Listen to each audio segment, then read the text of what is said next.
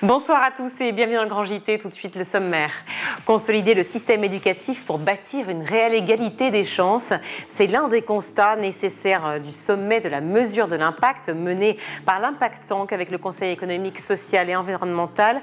On en parle avec Aude Kérivel en première partie de cette émission.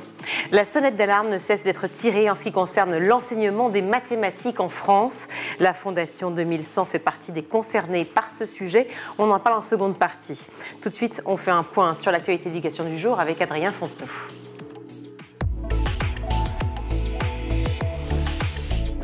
Bonsoir Adrien. Bonsoir Virginie, bonsoir à tous. On ouvre ce journal avec cette décision de justice. Elle était très attendue. La Cour criminelle du Morbihan a rendu son verdict concernant Joël Le Squarnec. 3 mois d'un procès hors norme et une peine maximale. L'ex-chirurgien pédocriminel Joël Le Squarnec, 74 ans, a été condamné à 20 ans de réclusion criminelle assortie d'une peine de sûreté aux 2/3. On rappelle qu'il était jugé pour 111 viols et 188 agressions sexuelles aggravées, des faits commis entre 1989 et 2014, reconnus dans leur intégralité par l'ancien chirurgien.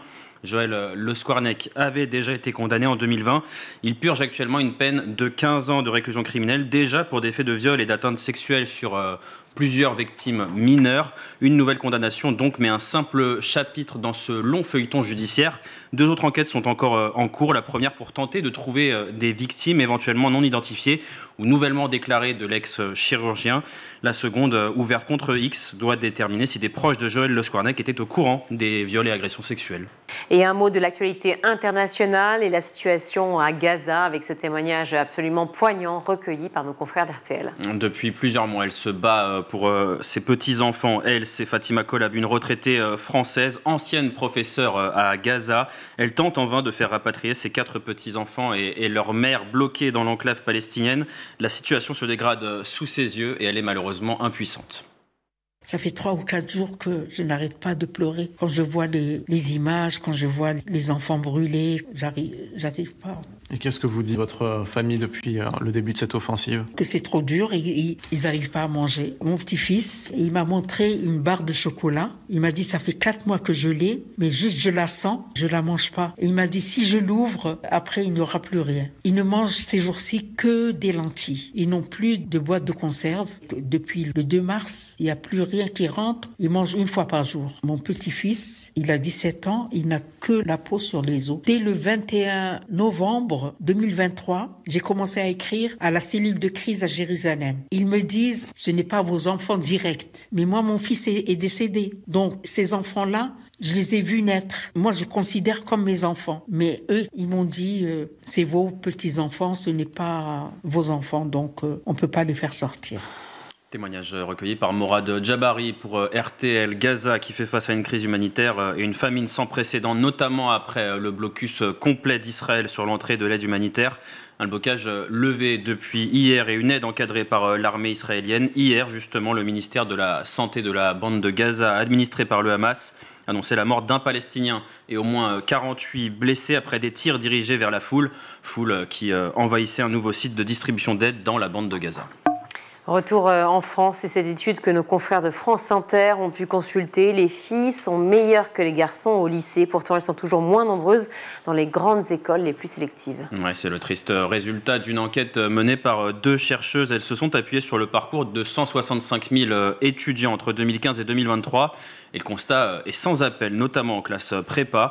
Si les filles sont 59% à avoir décroché la mention très bien au baccalauréat contre 47% des garçons, elles perdent cet avantage dès la sortie du lycée. Dès le premier semestre, les filles obtiennent de moins bonnes notes et sont moins nombreuses à intégrer en 2e année les classes les plus sélectives, les fameuses classes étoiles qui permettent d'accéder aux meilleures écoles d'ingénieurs. Cécile Bonneau de l'Institut des politiques publiques est l'une de ces 2 chercheuses à l'origine de l'enquête. On l'écoute. Les femmes, une fois en classe étoile, elles bénéficient moins de cet environnement plus compétitif. Le fait d'accéder en classe étoile, ça n'a pas d'effet sur les femmes. Par contre, ça augmente significativement la probabilité des hommes d'accéder aux grandes écoles scientifiques les plus sélectives. Et c'est ça qui crée cet écart de performance par genre. Autre chiffre de cette enquête, on note que les femmes sont 20% à accéder aux écoles d'ingénieurs les plus sélectives alors qu'elles représentent 25% des effectifs en classe prépa. Lolita justement est en dernière année à l'école polytechnique de Lille et pour elle, ces chiffres ne sont pas surprenants. Quand on rentre en prépa, et les filles surtout, on sait qu'il y a moins d'espoir sur elles. Les garçons, on leur dit tu as gagné ta place, bravo. Maintenant, donne-moi tout ce que tu as pour intégrer l'école que tu veux. Et les filles n'ont pas ce discours. C'est est-ce que tu es sûr que tu es bien censé être là? Donc il y a déjà toute une remise en question initiale que les garçons n'affrontent pas. Et pourtant, cette étudiante qu'on vient d'entendre a remporté un prix au concours Ingénieuse 2025, un concours organisé par les directeurs d'écoles d'ingénieurs qui essaient de promouvoir les femmes. Il y a encore du travail, visiblement. Allez, on reste à l'école et ça concerne les filles comme les garçons. Les élèves d'un collège se mettent en grève mercredi 28 mai pour protester contre le non-remplacement des professeurs. Ça se passe en Seine-et-Marne, à Coubert, plus précisément au collège Marie-Amélie Le Fur. Alors, comment en est-on arrivé là? La réponse de Laetitia, mère de 2 élèves et membre de l'association des parents d'élèves. On a souhaité lancer cette opération avec l'association des parents d'élèves pour pouvoir soutenir l'établissement, le corps enseignant et le principal par rapport au manque de moyens qui étaient alloués au collège. C'est un collège qui est tout récent. Il a ouvert l'année dernière sur la première rentrée 2023-2024 avec des manques de moyens, sans principal adjoint, avec des profs de français notamment qui manquent depuis le mois de novembre, un prof de maths qui est absent aussi depuis novembre, pas de manuel pour les élèves. Enfin voilà, on veut apporter toutes les chances possibles pour nos enfants et on s'est dit que c'était un des moyens de se faire entendre, notamment par l'inspection académique, on l'espère. Ce n'est pas la première fois que des associations de parents d'élèves se mobilisent. Là, les collégiens se joignent au mouvement et le cri d'alerte est généralisé depuis la rentrée. Le 5 septembre dernier, le SNES-FSU avait mené son enquête annuelle pour répondre à une question simple. Y a-t-il un professeur devant chaque élève depuis la rentrée? La réponse est non. Il manquait en moyenne au moins un enseignant dans 56% des collèges et lycées de France, une situation généralisée au pays et qui agace forcément les parents. On prône l'éducation pour tous, on prône l'égalité des chances, etc. Mais pour permettre cette égalité des chances, il faut pouvoir avoir les moyens qui sont alloués en face. Et c'est vrai que là, on se retrouve un petit peu dans une situation d'amertume plus. Nous, on a fait le choix, notamment pour notre fils Émis, de le changer de collège. Il est affecté sur un premier établissement pour sa 6e, par exemple. On a fait le choix de le mettre sur ce nouvel établissement en se disant que ça allait être bien, qu'il allait avoir un bon accompagnement, qu'il y aurait une proximité, que ce serait beaucoup plus facile pour tout le monde. On s'interroge, on se dit est-ce qu'on n'a pas fait une erreur, est-ce qu'on n'aurait pas dû les laisser dans la structure où ils étaient auparavant, etc. Enfin, voilà. Et puis la situation ne devrait pas aller en s'améliorant. En février dernier étaient révélés les chiffres concernant les inscriptions au concours de recrutement des professeurs de collège et lycée, avec une baisse inquiétante. Le nombre de postulants a diminué de 4% sur un an. C'est 3000 candidats en moins. Tout autre sujet à présent, on va parler de la santé de nos jeunes avec ce livre de Caroline Goldman. Pourquoi la psychologie expliquée aux ados? Que se passe-t-il pendant la crise de puberté? D'où vient la confiance en soi? Pourquoi les réseaux sociaux et la télé-réalité fascinent-ils autant les adolescents? Autant de questions que peuvent se poser justement nos adolescents et leurs parents également. Des réponses apportées par Caroline Goldman dans son ouvrage Des tentatives d'explication dans une période de crise d'autorité. On en parle régulièrement et notamment à l'école. On a évidemment ce problème-là, il faut donner la parole aux enseignants, eux palpent cette réalité quotidiennement. Il y a une espèce d'insurrection admise du côté des enfants et aussi de leurs parents protecteurs. Ça, c'est vraiment un phénomène nouveau et très observable. Sauf que le rôle des parents, c'est aussi de protéger. Mais surtout, c'est beaucoup plus, c'est très intéressant parce que par leur autorité, les parents sécurisent les enfants et les adolescents. C'est-à-dire que on voit bien l'état de tension dans lequel un enfant ou un adolescent peut se trouver en butant comme ça sur l'interdit, en exprimant de façon harcelante son désir, et à quel point quand on lui dit non, ça suffit, il est profondément apaisé. Ça, quand on est parent, quand on est enseignant, on le palpe. Sauf que le non, ça suffit, ne suffit plus. Plus forcément, en tout cas. Surtout, il n'est plus prononcé. C'est oui, mais non, mais oui, mais non. Non, en fait, il y a le oui et puis il y a le non, ça suffit. Et c'est extrêmement apaisant pour tout le monde. Voilà pour cet avis tranché de Caroline Goldman. Si vous voulez pousser un peu plus loin le sujet, pourquoi la psychologie expliquée aux adolescents, c'est disponible en librairie pour les ados comme pour leurs parents. Merci beaucoup Adrien pour ces infos. Plus de 30 réformes ces 15 dernières années en faveur ou en défaveur de l'égalité des chances à l'école. Toute question de point de vue, mixité sociale, aide aux devoirs, le chantier est large et plus que jamais nécessaire. On en parle tout de suite avec notre invité.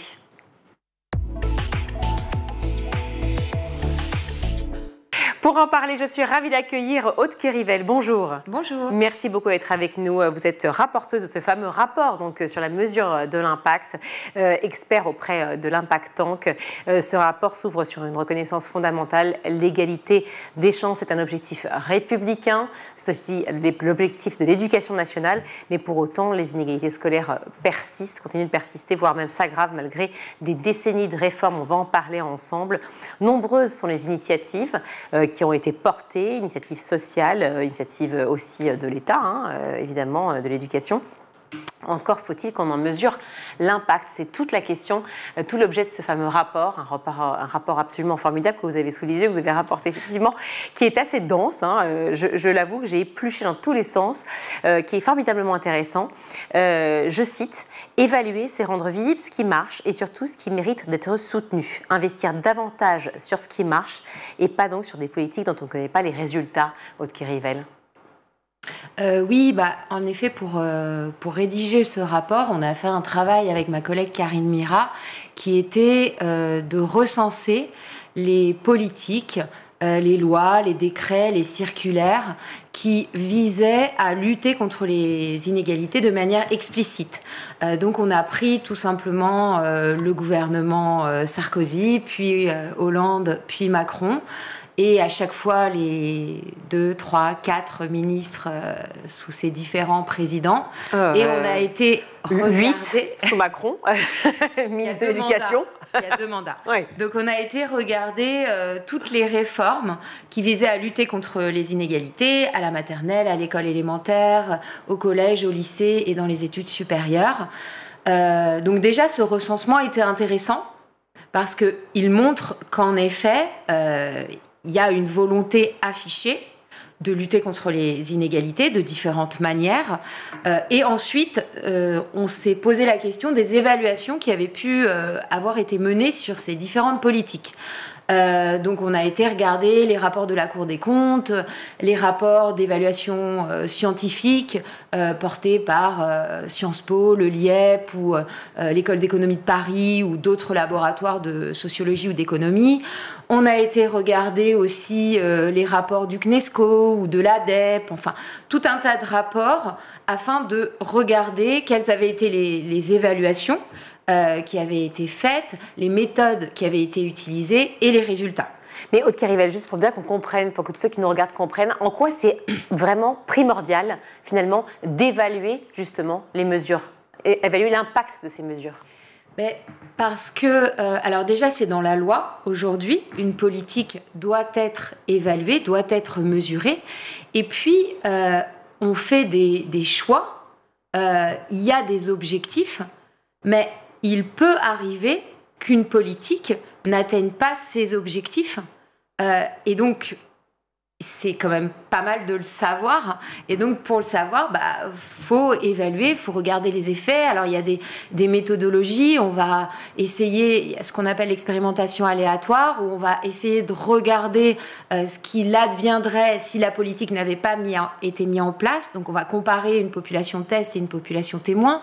On peut regarder aussi avant et après, avec des indicateurs tels que la réussite au brevet, si on mesure une politique qui vise à l'amélioration des résultats scolaires au collège, par exemple, le niveau de lecture, si on est sur ces questions de niveau de lecture, si on est sur les inégalités des chances, il faut regarder quelles sont les positions des enfants occupés par les enfants en relation avec les positions qui étaient occupées par leurs parents.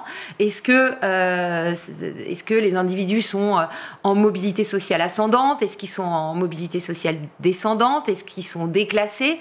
Et ce type de mesure peut nous permettre de dire, une politique qui visait à permettre une ascension sociale des enfants de milieux modestes, est-ce qu'elle fonctionne ou est-ce qu'elle ne fonctionne pas? Et après, chaque politique, c'est de l'argent. Et donc, il faut savoir où est-ce qu'on met l'argent pour que ce soit le plus efficace possible pour atteindre ces objectifs. Bien sûr. Est-ce que c'est justement ces politiques publiques, ces mesures qui ont été mises en place, elles peuvent être pensées, évaluées avant, au moment de leur conception, en fait? Alors, au moment de leur conception, c'est compliqué parce que... Alors, on peut les expérimenter. ça se fait. Ça s'est fait par exemple pour les internats d'excellence. Ça s'est fait aussi pour l'expérimentation sur la mixité au collège. C'est-à-dire qu'on a pris un territoire, on a pris quelques collèges et on a expérimenté une politique de mixité sociale pour évaluer à petite échelle, avec cette idée de si ça marche à petite échelle, on peut généraliser une politique publique. Ça, c'est une manière d'évaluer avant.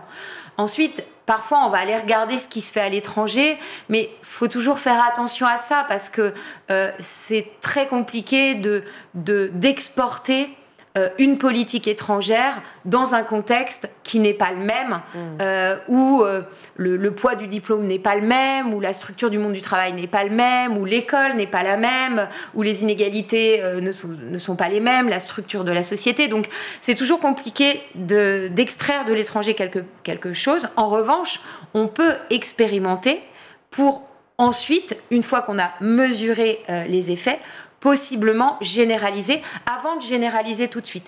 Mais encore faut-il attendre la fin d'une expérimentation et les résultats de ces expérimentations pour déduire l'intérêt ou non de cette politique pour ensuite la généraliser. Or, aujourd'hui, le problème, c'est qu'on a des temporalités extrêmement courtes, des temporalités politiques courtes. Vous l'avez vu avec la succession des ministres, que chaque ministre propose des nouvelles réformes, des nouvelles circulaires et stoppe parfois des politiques qui avaient été mises en place par leurs prédécesseurs. Et donc, c'est extrêmement compliqué de mesurer les effets qui ne peuvent se mesurer à court terme et donc de possiblement dire, voilà, cette expérimentation, elle a des effets, donc maintenant, il faut la généraliser. Est-ce que ça veut dire, Aude Kérivel, que finalement, chaque ministre voulant imprimer finalement sa patte en proposant, en initiant une nouvelle réforme, et bien donc serait dans une logique d'effet d'annonce que davantage dans une logique de résoudre un problème, en tout cas résoudre une inégalité en l'occurrence? Alors je ne peux pas porter un jugement sur ce qui est fait par les différents ministres. Il y a un ouvrage de Xavier Ponce qui parle de politique éducative en se posant la question de la rapidité sans la qualité. Nous, avec Karine Mira, on se disait à un moment, peut-être que si les politiques ne portaient pas le nom des ministres, peut-être qu'il y en aurait moins. C'était une proposition qu'on discutait un petit peu en équipe. Je pense qu'en effet, il y a une nécessité d'effet d'annonce, peut-être, on le voit très bien dans les politiques sur les questions de violence à l'école. Souvent, quand il y a un événement dramatique, il y a une proposition politique qui est faite et ça peut se comprendre, la nécessité de dire quelque chose, de prendre position d'un point de vue politique, sauf que souvent, elles n'ont pas nécessairement été pensées en amont, elles n'ont pas été réfléchies. Enfin, il y a beaucoup de travaux scientifiques qui peuvent être faits sur différents types de dispositifs qui ont déjà été testés ou dont on peut faire l'hypothèse, grâce à différentes enquêtes, qu'ils auraient plus ou moins d'effets. Et souvent, il n'y a pas cette attente-là aussi, parce qu'on est, je pense, dans aujourd'hui une dynamique politique où les choses doivent aller vite. Et le temps politique n'est pas le temps éducatif, on le sait. On peut lire dans ce rapport, Aude Kérivel, que les dispositifs, je cite, les plus efficaces sont souvent les moins connus. Ils peinent à exister faute de reconnaissance institutionnelle. Pourquoi on n'agit pas sur justement la question de la reconnaissance ? Alors, sur ce sujet-là, les dispositifs qui existent, je pense qu'il y a aussi là, sur ce sujet de la mesure d'impact, de l'évaluation des politiques publiques et de l'évaluation des dispositifs, c'est vrai qu'aujourd'hui, on a tendance à mettre en lumière certaines actions avec une volonté, je reprends là les travaux d'Éric Debarbieu, de recherche d'une solution miracle qui viendrait potentiellement de l'extérieur, sans regarder ce qui se fait au niveau des établissements, ce qui est fait par les équipes enseignantes, ce qui est fait sur les territoires avec le maillage associatif, les écoles de la deuxième chance, les liens entre écoles élémentaires et collèges. Et il y a des choses qui se font sur le terrain, mais qui sont in fine assez rarement évaluées. Et puis par ailleurs, on peut mettre un budget important dans l'évaluation de certains dispositifs qui sont portés par des personnes plutôt connues, qui vont avoir du pouvoir. Et donc, on a une visibilité de certaines actions aux dépens de d'autres qui, peut-être, est un petit peu dommage. Si on prend quelques secondes le dispositif du dédoublement de classe, par exemple, très mitigé au départ, les évaluations sur donc, les résultats de ce dédoublement des classes. On se dit, bon, ça marche, on ne sait pas trop, etc. Puis finalement, quelques années plus tard, très positive. Alors ça nous donne une information intéressante aussi sur la temporalité de l'évaluation. C'est-à-dire que moi qui fais de l'évaluation, on a souvent des politiques au niveau de l'État, mais aussi au niveau des départements, qui vont souhaiter avoir des résultats très rapides. Et c'est un bon exemple avec l'exemple du dédoublement des classes de CP, parce que les résultats, la première année, étaient plutôt mitigés. Et ça s'expliquait par le fait qu'il fallait prendre le temps de changer les manières de travailler pour les enseignants qui changeaient complètement de conditions de travail. Il fallait prendre le temps de mettre en œuvre cette politique au niveau des établissements. Et puis, quelques années plus tard, l'évaluation a montré des effets extrêmement positifs du dédoublement des classes de CP et de maternelle. Et donc, il fallait, heureusement qu'on a attendu un petit peu, d'avoir des résultats à moyen terme et qu'on ne s'est pas arrêté aux résultats à court terme. Parce qu'il faut changer les organisations, il faut changer les habitudes de travail. N'importe quel individu, vous et moi, on est résistant au changement, donc il nous faut un petit peu de temps pour nous adapter. Et puis ce sont des grosses organisations qui prennent du temps aussi à se modifier. Et donc on ne peut pas avoir des résultats tout de suite. Et ça nous dit qu'il faut quand même un minimum de temps pour mettre en place une nouvelle politique et ensuite l'évaluer. Logique de résultat, mais aussi logique d'organisation. Et vous le dites, si on prend par exemple Devoir fait, parce qu'il y a les politiques publiques qui ont été mises en place d'un côté, et puis celles qui viennent d'associations, qui sont des idées qui viennent d'assaut. Devoir fait en est une. Et donc on voit bien que ça n'a pas été forcément coordonné comme on le souhaitait, ou comme il le fallait en tout cas, et ça a été compliqué pour les acteurs de terrain, finalement, cette mise en place. Alors, Devoir fait, on est vraiment dans une politique qui est à l'initiative d'abord d'acteurs de terrain, d'associations, qui ont expérimenté à petite échelle un dispositif d'aide aux devoirs, puisqu'on le sait, la question des devoirs est fortement inégalitaire entre les familles dont les parents peuvent aider les enfants à la maison pour faire leurs devoirs ou peuvent avoir recours à des aides, des profs payés, etc., pour aider les enfants, et ceux qui n'ont pas les moyens d'aider. Donc il y a une forte inégalité dans les devoirs à la maison. Et donc il y avait des associations qui ont commencé à mettre en place des choses qui, à petite échelle, semblaient fonctionner. Et ça a été généralisé peut-être très rapidement, sans forcément aussi penser les moyens. Qui sont les personnes qui viennent aider aux devoirs? Quelles sont leurs connaissances des attendus des enseignants vis-à-vis de ces devoirs? Et en fait, les évaluations qui ont pu être faites ont été assez mitigées sur les résultats de ces tutorats. Mais je dirais peut-être aussi parce que la généralisation s'est faite très rapidement, sans nécessairement de moyens et sans coordination entre les attendus de l'école et le corps enseignant et les associations sur les territoires qui mettaient en place ces devoirs. Mais le PAC enseignant de Pape Ndiaye, c'était un peu au regard des évaluations qui avaient été faites sur le tutorat, qui mettait en avant que finalement ça marchait, là où ça marchait le mieux, c'était quand c'était des enseignants qui faisaient de l'aide aux devoirs. Je pense qu'il y avait derrière cette mise en œuvre un peu une réponse à ces effets mitigés de devoirs faits et à l'importance d'accompagner les devoirs à la maison. En fait, à vous écouter, est-ce que c'est pas finalement la façon dont on parle? On dit société entière en général, donc on parle société dans tous les sens du terme. Ça veut donc dire effectivement à la fois l'État, mais aussi acteurs sociaux, citoyens. Tout le monde s'y met pour essayer, tenter d'enrayer ces inégalités des chances, en tout cas ces inégalités, quoi qu'il arrive, de la société. Et pour autant, on n'y arrive pas, alors que c'est complètement contradictoire. C'est-à-dire qu'on essaie de rassembler tout le monde pour aller justement lutter contre les inégalités, et en fait on se retrouve face à des inégalités encore plus criantes.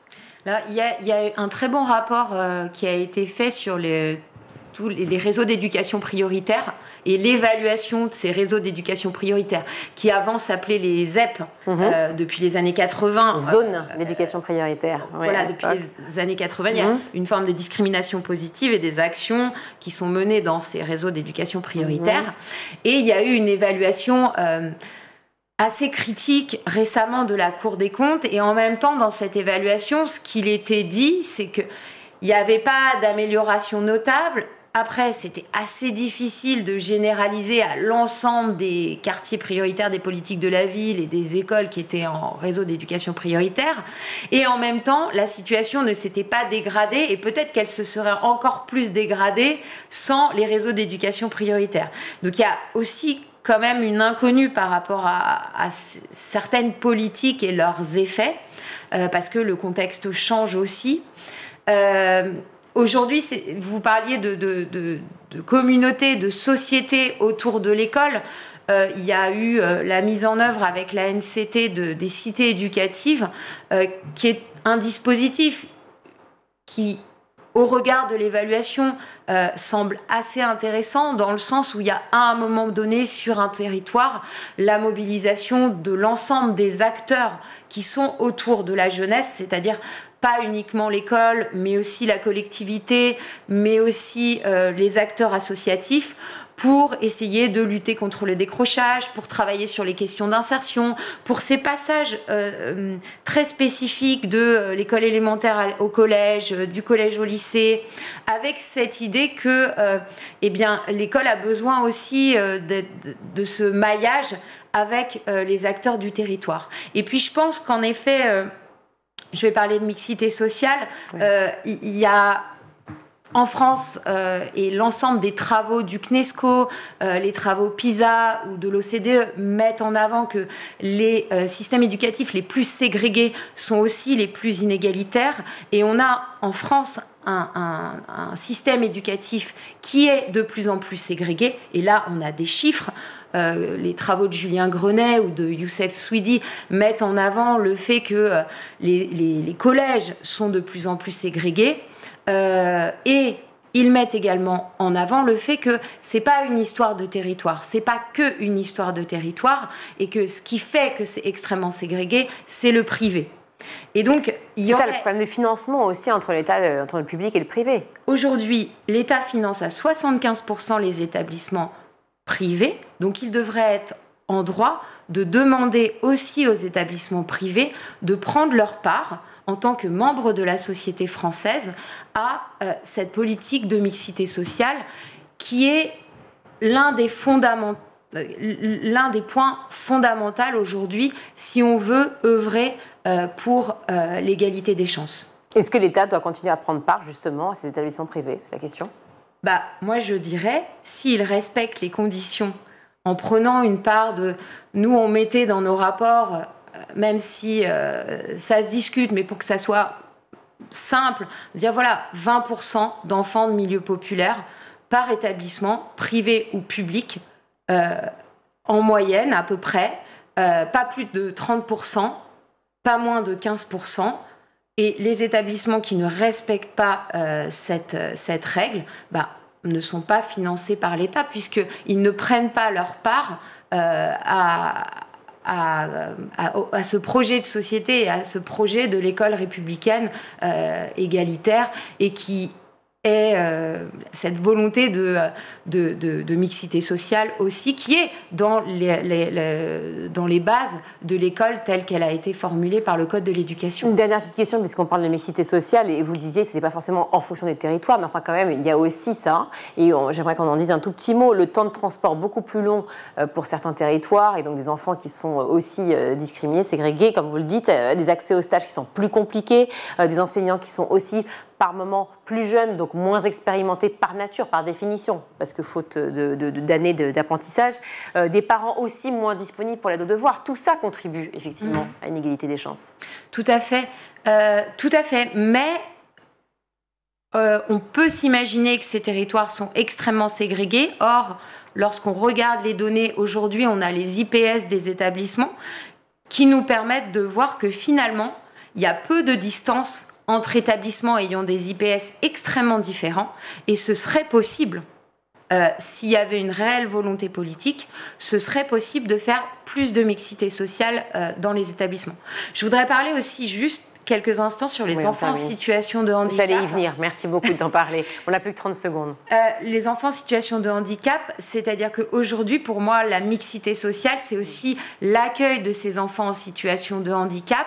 Il y a un très gros challenge en France là-dessus. On ne peut pas compter uniquement sur des professionnels sous-payés et sous-formés dans les classes qui font un travail extraordinaire, les AESH, mais on ne peut pas compter uniquement sur eux pour relever ce défi de la politique d'inclusion. Aujourd'hui, il y a une part extrêmement importante d'enfants qui sont sans solution parce qu'on a fermé un certain nombre d'établissements pour enfants en situation de handicap. On a créé des dispositifs où, à vouloir les mettre un petit peu partout, ils se retrouvent nulle part. Et ceux qui pâtissent, ce sont les enfants de milieux populaires en situation de handicap. Une double peine, donc.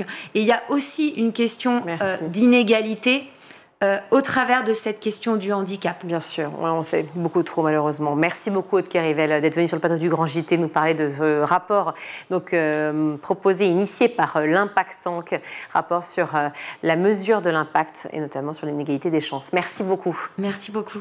On marque une courte pause, on se retrouve.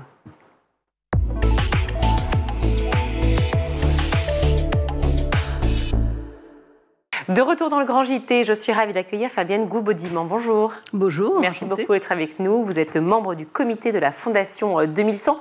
Peut-être déjà un petit mot sur 2100, la Fondation 2100, si on ne la connaît pas. Oui, tout à fait. C'est un organisme à but non lucratif placé sous égide de la Fondation CNRS, dont l'objectif est d'anticiper le long terme.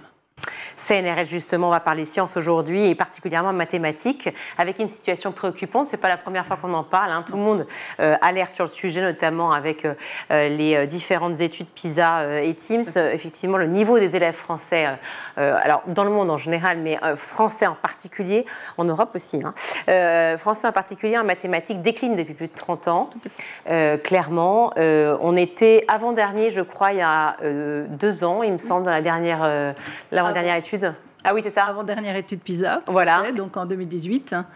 Et à l'étude 2022, eh bien, nous sommes passés dernier de l'Union européenne. Voilà, donc on avait déjà créé une alerte, vous faites bien de me le rappeler, donc on avait déjà créé une alerte effectivement avant, Jean-Michel Blanquer s'était préoccupé de la question, mais il s'était préoccupé de la question de manière inversée, on va en reparler d'ailleurs, parce que c'est un peu particulier les réformes qu'il avait justement mises en place. Mais donc du coup, là, la situation a été suffisamment urgente pour vous dire attention, il faut qu'on intervienne, il faut qu'on bouge.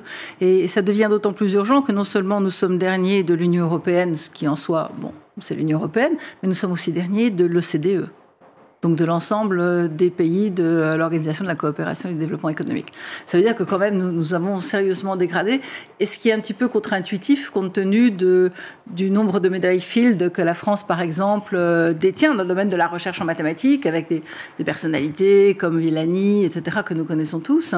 Comment vous l'expliquez d'ailleurs qu'effectivement il y a une telle disparité, une telle différence entre les moins bons et les meilleurs? Alors, la disparité tient sans doute à l'extrême diversité de la population française. Et ça, je crois qu'il faut le souligner. Les 2 facteurs principaux de déclin, mais que ce soit en France ou ailleurs, mais tiennent d'une part au genre. C'est-à-dire que clairement, les filles sont beaucoup moins à l'aise avec les maths que les garçons. Elles sont moins à l'aise, pardon de vous couper, enfin en tout cas d'enclencher, ou alors est-ce qu'on les dirige moins et donc du coup on a l'impression qu'elles sont moins à l'aise? Là, je vais vous parler du primaire. Oui. Donc, CM1, je ne pense pas qu'elle soit dirigée. En CM1, je pense qu'on a plutôt un bon équilibre entre les sexes, et que globalement, on ne fait pas beaucoup la différence. Mais dès le CM1, on voit déjà les filles qui marquent le pas en maths. Et c'est encore plus terrifiant, si j'ose dire, au lycée. Donc, on sent bien qu'il y a quelque chose là qui se passe. Maintenant, de dire... Nous sommes devins ni les uns ni les autres, de dire ce qui se passe, de dire est-ce que c'est les enseignants qui ne vont pas forcément mettre l'accent sur une fille quand elle ne comprend pas, essayer de lui faire comprendre, plutôt se focaliser sur les garçons. Ça, c'est le genre d'approche que je ne me permettrai pas. Je ne suis pas professeur dans les collèges et lycées, donc je ne peux pas me permettre de dire quelque chose que je ne connais pas. Mais ce qu'on observe, c'est clairement que à la fois pour les filles, il y a une difficulté, et pour les milieux défavorisés.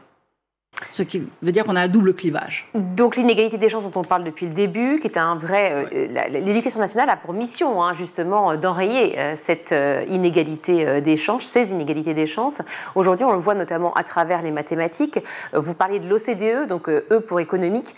On voit bien que forcément c'est lié aussi aux maths. Comment imaginer... alors, les carrières, sans problème, sans les maths, bien sûr, on les imagine, mais comment imaginer une société qui, petit à petit, décline justement sur le niveau de maths? Est-ce qu'il y a un problème de formation des profs, et c'est ma première question, ou est-ce que réellement c'est une société, et là c'est peut-être même pas finalement à la membre du comité de la Fondation 2100 que je m'adresse, mais c'est plutôt de manière générale à la citoyenne française que vous êtes, c'est-à-dire que est-ce que vous pensez que la société pousse justement les femmes à aller vers d'autres directions?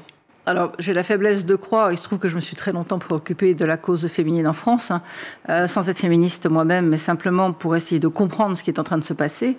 Et je pense que oui, depuis les années 90 par exemple, nous pouvons témoigner d'un refermement de nos élites sur une certaine masculinité qu'on voit par ailleurs ressurgir sur TikTok, etc. Donc, sans aller jusque-là, mais clairement, oui, en France, il y a aujourd'hui une déconsidération de la femme. Alors, nous avons bien évidemment le très haut du panier, c'est-à-dire des gens qui ont fait de très grandes études, qui ont été dans de grandes écoles et qui ont fait des carrières brillantes. Et là, on a autant de femmes que d'hommes. Je pense qu'il n'y a pas vraiment de discussion à ce niveau-là. Néanmoins, dans ce qu'on appelle le mid-management, c'est-à-dire ce qui est un petit peu en deçà, mais au-delà de l'emploi quotidien, là, je crois qu'il y a vraiment une assez grosse difficulté. Mais je ne suis pas certaine que la difficulté ne vienne que des hommes. Elle vient aussi des femmes ? Je pense qu'elle vient aussi des femmes. Pourquoi ? C'est-à-dire qu'on peut observer aujourd'hui que les femmes avec lesquelles j'ai eu à traiter dans mon activité professionnelle, très souvent pleurent, j'ai envie de dire, beaucoup plus fréquemment que les hommes. C'est-à-dire qu'au lieu de se battre, elles vont avoir tendance à pleurer. Ah bon, c'est fou que vous me disiez ça, j'aurais jamais pensé qu'une femme puisse dire ça. Et malheureusement, c'est ce que je reste dans mon rôle de journaliste, je ne pose que des questions, je ne vous donnerai pas mon opinion, mais bien que je la donne un peu comme en étant interloquée. Mais c'est vrai, vous avez l'impression qu'elles ne se battent pas ? Ah, mais c'est pas l'impression, c'est que j'ai été appelée dans des grandes entreprises françaises que je ne peux pas citer, mais à m'occuper de la question féminine et de me rendre compte qu'en fait, beaucoup de femmes se plaignent, mais ne prennent pas les mesures elles-mêmes qu'elles seraient à la fois en compétence et en pouvoir de prendre pour pouvoir asseoir leur autorité. Et elles sont en capacité de le faire ? Elles sont en capacité de le faire, pour autant. Mais je vois par exemple des femmes qui refusent de monter dans un comex. On dit, ah oui, mais je vais me faire manger toute crue. Tant qu'on n'y a pas été. Vous pensez vraiment que les femmes aujourd'hui n'ont pas cette volonté de se battre, n'ont pas cette envie d'aller au-delà à la fois des inégalités clairement de genre aujourd'hui et en même temps de ce masculinisme ambiant dont vous avez parlé il y a quelques secondes ? Je pense que les femmes ne peuvent pas, d'une part, s'affranchir des codes masculins de la compétition. Ça, c'est le premier problème. Pourquoi elles ne peuvent pas ? Parce que aujourd'hui, la compétition est une compétition extrêmement masculine. Elle se fait sur les performances, elle se fait sur le fait de pouvoir travailler le soir jusqu'à 21h, de mettre des réunions à 18h, quand on sait très bien qu'une femme, c'est celle dans le couple qui va avoir tendance à aller chercher les enfants, à s'occuper des parents âgés, donc à avoir une autre vie que la vie professionnelle. Et ça, c'est quelque chose qu'on lui fait chèrement payer. Parce que dans l'entreprise, celui qui gagne, c'est celui qui passe du temps dans l'entreprise, qui s'y consacre, qui montre son allégeance au système hiérarchique. Mais on a un petit peu changé ces codes aujourd'hui. Les femmes travaillent aux heures qu'elles le souhaitent. Elles essaient de s'organiser, effectivement.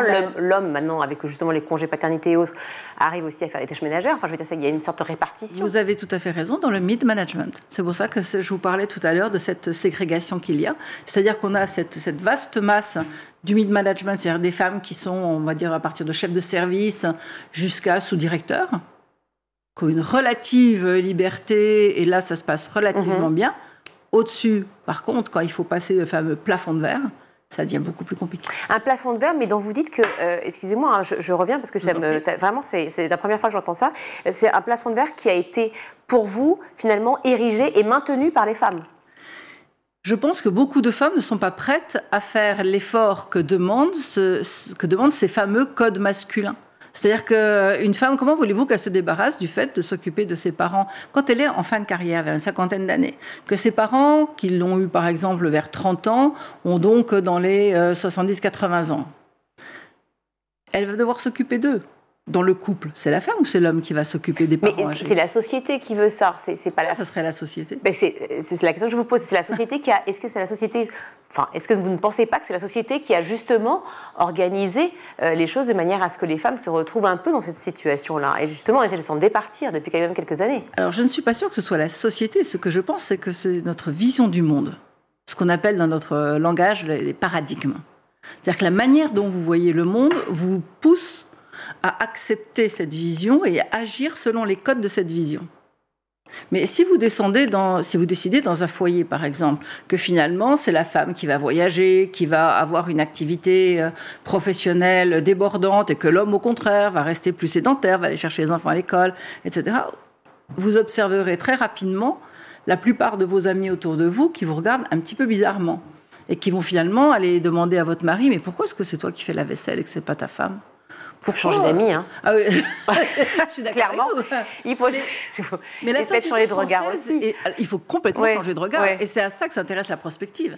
C'est comment nous pouvons faire changer les regards. Alors, effectivement, c'est des regards assez préoccupants, je l'entends bien. Pour revenir effectivement à cette situation des élèves français et de leur niveau en maths, on parlait de formation il y a quelques secondes. Est-ce que c'est aussi un problème de formation des profs? C'est complètement un problème de formation des enseignants. Non seulement de formation, mais aussi de nombre d'enseignants. C'est-à-dire qu'on a une pénurie d'enseignants de mathématiques, à la fois parce qu'on n'a pas de candidats, et semble-t-il parce que le métier d'enseignant lui-même, relativement mal payé, relativement déconsidéré en France, n'est pas très très attractif. Relativement, le mot est faible, oui. Effectivement, on n'est pas attractif du tout, et les situations sont très compliquées, en particulier en maths. Alors, il semblerait qu'en particulier en maths, parce que vous le savez sans doute, la préparation d'un cours, c'est quelque chose qui vous demande énormément de temps. Et que sans doute en maths, si vous voulez l'enseigner différemment, ça vous demande peut-être encore plus de temps que dans d'autres matières. Et ça, je pense que ça reste une difficulté majeure. Vous parlez notamment dans ce rapport de méthodes pédagogiques qui ne sont pas forcément adaptées. Quelle méthode en question? Ou en tout cas, qu'est-ce qu'il faudrait y apporter comme modification? Alors, j'irais plutôt sur quel modèle on voudrait copier? Sur quel modèle on voudrait copier? Alors, copier, peut-être pas, adapter à tout le moins. C'est-à-dire que clairement, aujourd'hui, la problématique des maths, c'est un problème d'individualisation de l'enseignement. Tous les enfants n'ont pas un esprit matheux et vous avez devant vous le pur produit de ce que n'est pas un esprit matheux. Mais néanmoins, j'ai un esprit structuré, ce qui veut dire qu'on peut le structurer autrement que par les mathématiques, on peut le faire par le latin. Vous nous rassurez. N'est-ce pas? N'est-ce pas? Mais néanmoins, avoir une bonne base mathématique, ça veut dire faire l'effort, comme c'est le cas de la méthode de Singapour, par exemple, de s'attacher à la compréhension avant la mémorisation. Ça, je pense que c'est un point essentiel. Nous restons encore très fermement attachés à un enseignement que je qualifierais presque d'enseignement du fin du 19e, début du 20e siècle, qui est la mémorisation.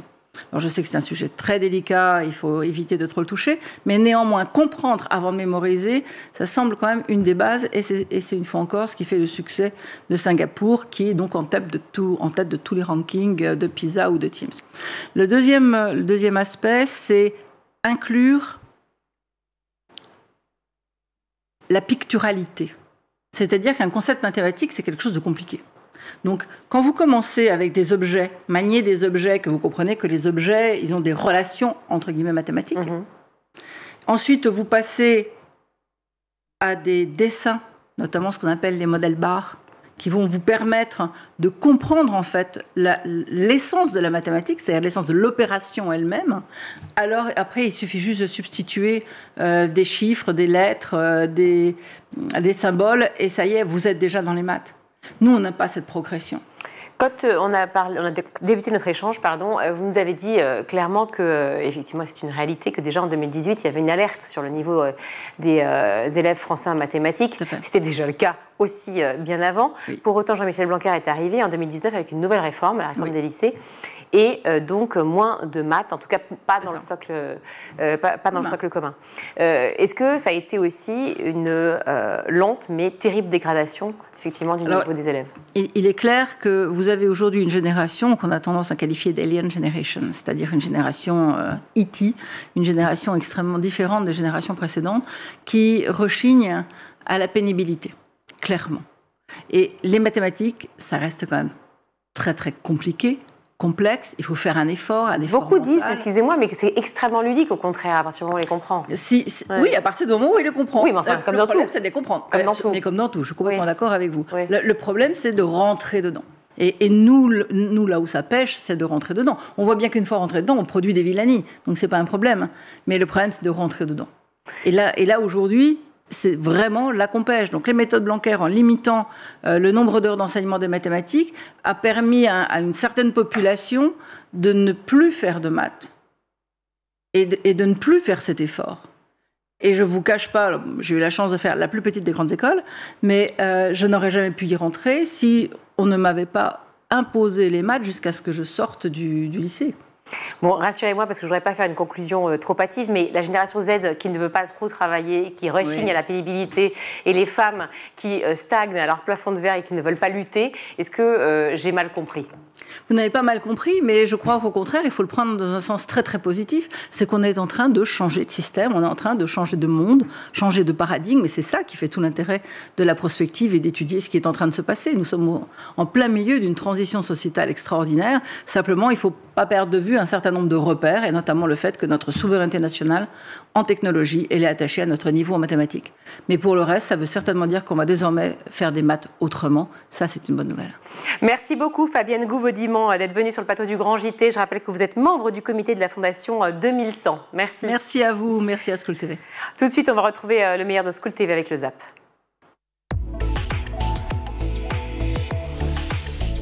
Définition de ce qu'est la psychoéthique, en quelques mots.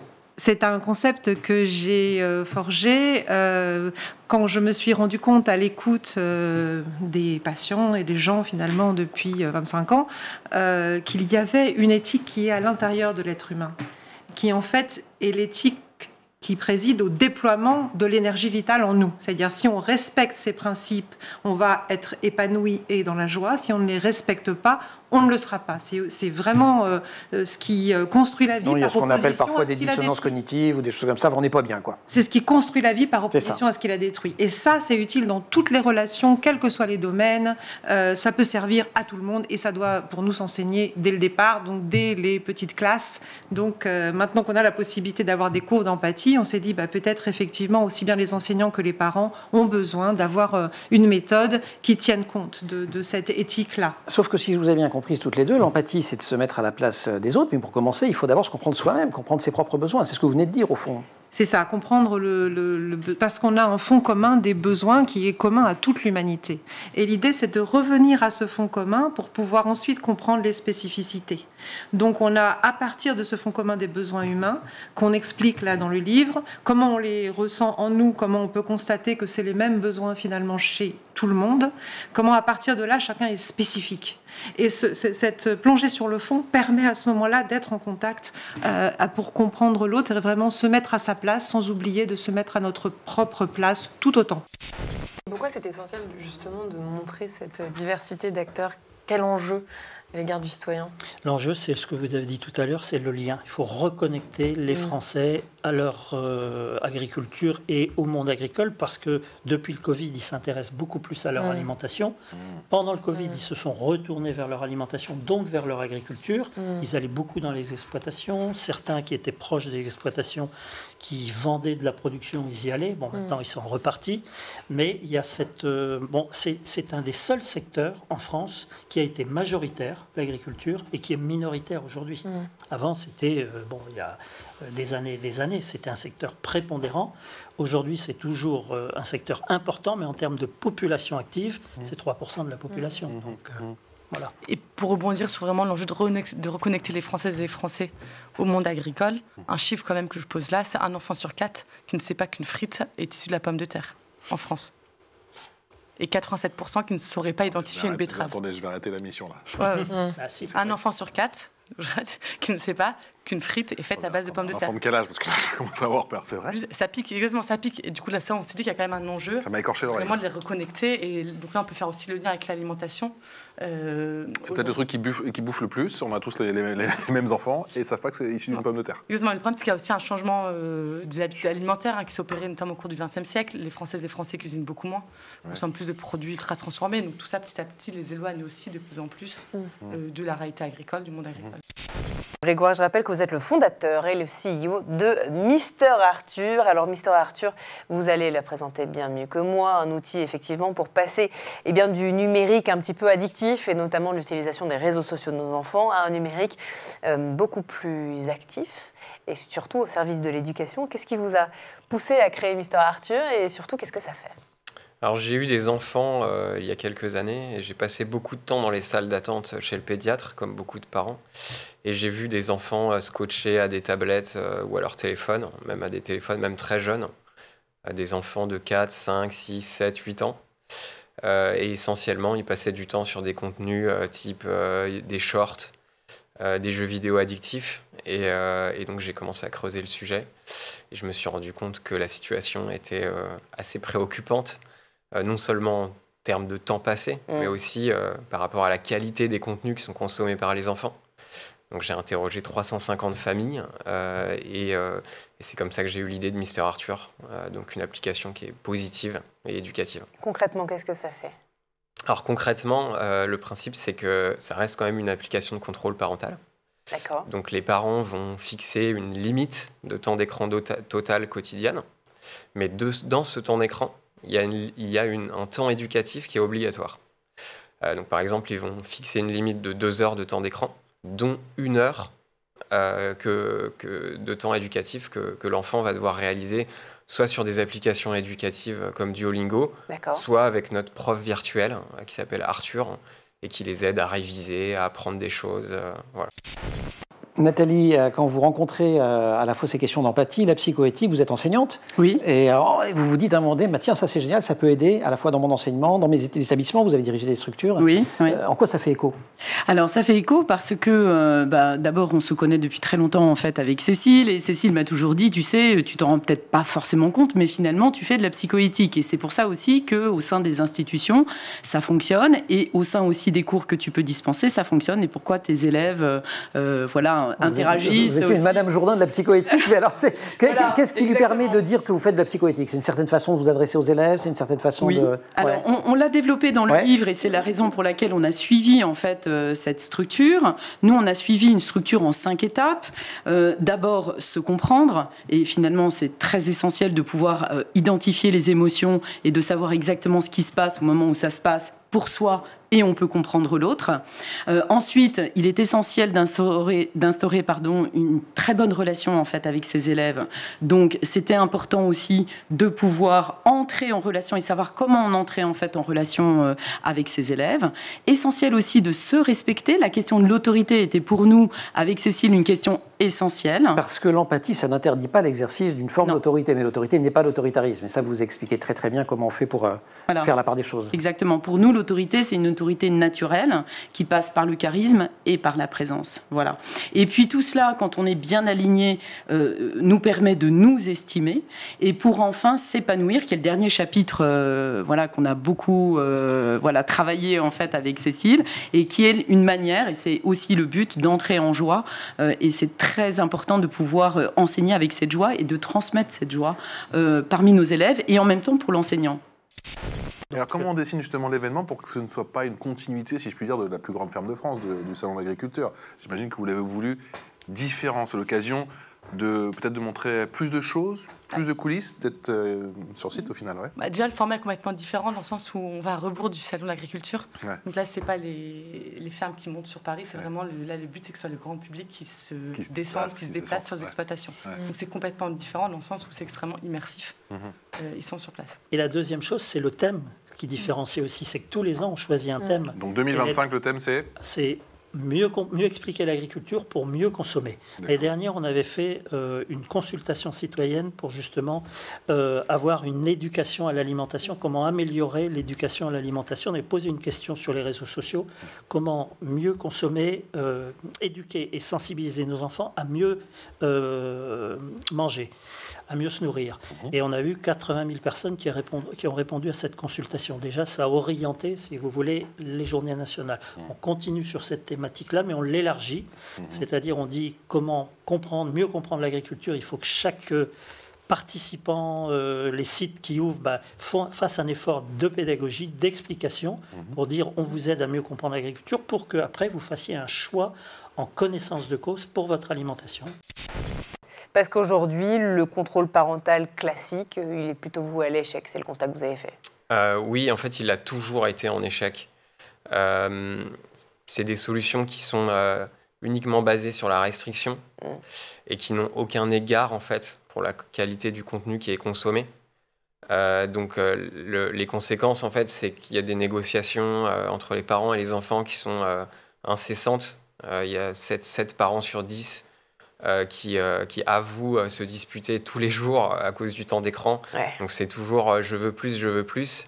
Et nous, on a décidé de gamifier le contrôle parental et d'essayer de le rendre le plus acceptable en fait pour l'enfant, tout en introduisant vraiment une logique éducative.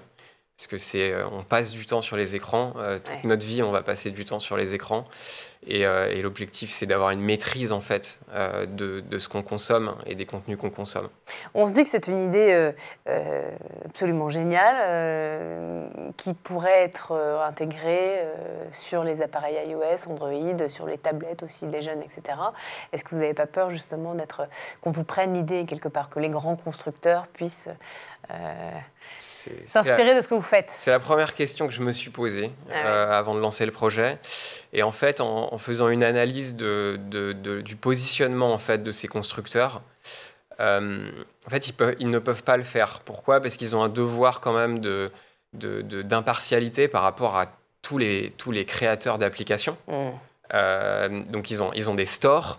Et eux, en fait, leur objectif, c'est de maximiser en fait, le temps passé sur les écrans parce qu'ils génèrent des revenus publicitaires et ils génèrent des revenus avec tous ces éditeurs d'applications. Ouais. Donc, ils peuvent difficilement mettre en avant du contenu intelligent.